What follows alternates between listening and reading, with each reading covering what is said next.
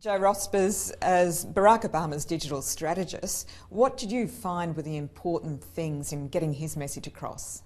Yeah, I think the key was not as much selling Barack Obama as individuals selling their common vision of what they wanted the country to be and what they wanted their role to be in it. And so the conversations that we had with our supporters and that we asked our supporters to have with people in their community was always about the sort of common challenges that we had and the ability for us all to come together and do something about them together.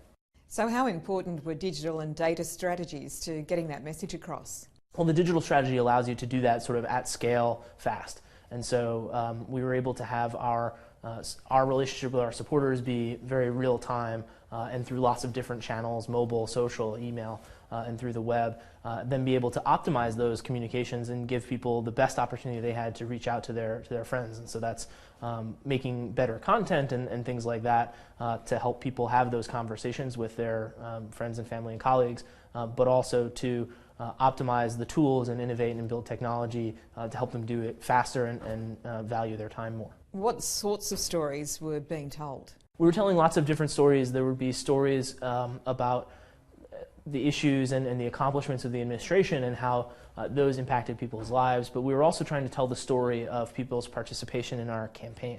And so a lot of our content was about the grassroots organizing and the notion of community organizing itself, and asking people to step up into a different kind of role in the political process where they took responsibility for the outcome of the campaign in their community. Well, how different was what you were doing with digital strategies to what you would have done traditionally?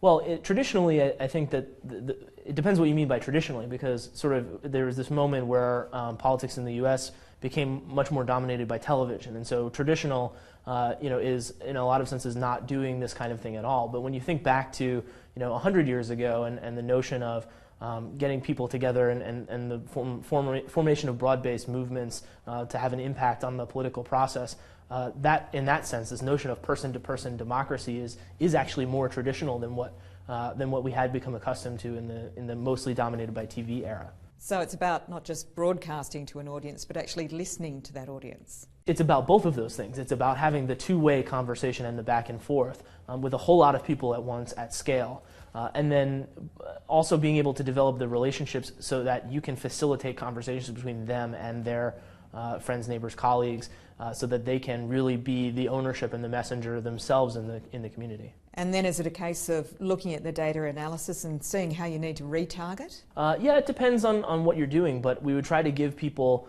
the tools that they needed to have the most effective level of participation they could have in the political process. So if you've got 20 minutes to give us, at the bus stop, on your way to work, we want to make it easy for you to call voters in your community who may not know that early voting is on, and that they can actually vote this Saturday. They don't have to wait till Tuesday in your community. And you've got 20 minutes, and we want you to be able to do that from your mobile phone in a way that is meaningful to make those 20 minutes matter. But if you're going to give us 6 hours on Saturday afternoon to go walk around and knock on doors, we want to make sure that the tools that you have to communicate to the people whose doors you're knocking on are great and effective, and that the doors that you're knocking on are the people who are most important to contact. Well, in Australia, of course, we've got a pretty different model. It's not about fundraising so much, and it's not about mobilising people to get out and vote, because that's compulsory. Are there lessons still to learn? Well, I think it's about the conversations that you're asking your supporters to have, because the campaign is happening, right, at water coolers and over dinner tables and at the pub. And so what are the things that your supporters are taking into those conversations? What assets can you give them to have those conversations in an effective way, whether that's content, whether those are tools, or whether that's just a notion that they're supposed to be having those conversations, because that's a bit of a leap for a lot of people to understand that the relationship they should have with the campaign is one of an organizer and one of a leader and someone who takes responsibility for how the message is implemented and communicated in their community. And so a lot of times it's just letting people know that that's what you want, and that is the kind of organization you're going to have. And what observations do you have of the Australian campaign so far?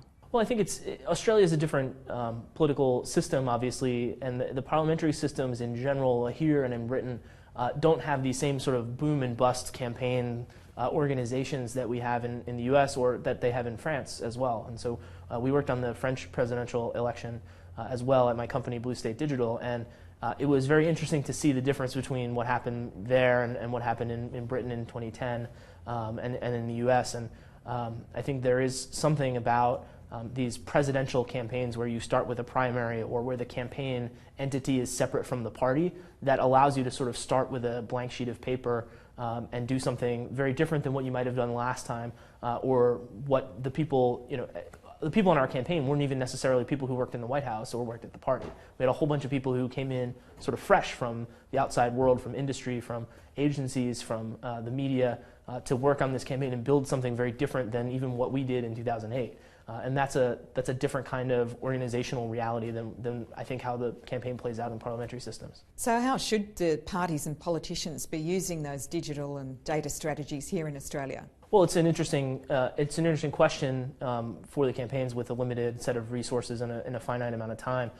I think it's less about what particular technology or data strategy and more about the organizational leadership and how you think about the relationship between the party and the leaders with the people who are out there having those conversations every day in their communities. And if the organization is not open for business, so to speak, and open to that participation, people sense that very quickly and therefore they won't. And so the landscape and the terrain of the election will be more in the media or more sort of in the elite conversation and things. And so it's really about the approach broadly organizationally from a leadership perspective than it is about any one particular tactic. What you're saying then is that it's a very grassroots sort of campaigning, almost quite back to basics. Yeah, and honestly that's for me, at least, that's the best part of politics, right? The politics of winning the minute-to-minute news cycle and all of what's going on Twitter and the battles and that kind of thing are that's sort of the depressing side of politics,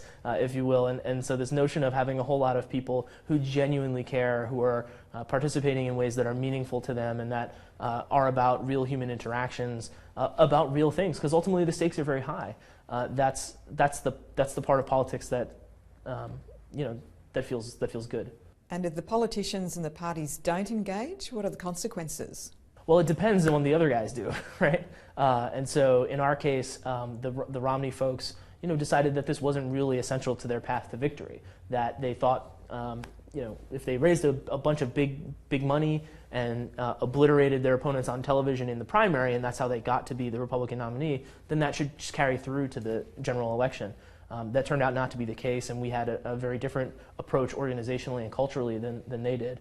But if both sides do that, if both sides do one way or the other, then it becomes much more interesting and other things decide the election. But we were happy that our victory, which was grounded in lots of different reasons and factors, was also able to be viewed as a victory for what we think is a better model for how to do politics. So, Joe Rospers, how would you sum up your message? I think whether it's a political party or an NGO or a brand or a museum or a university, alumni association, the challenge is to figure out how you want your organization to relate to people.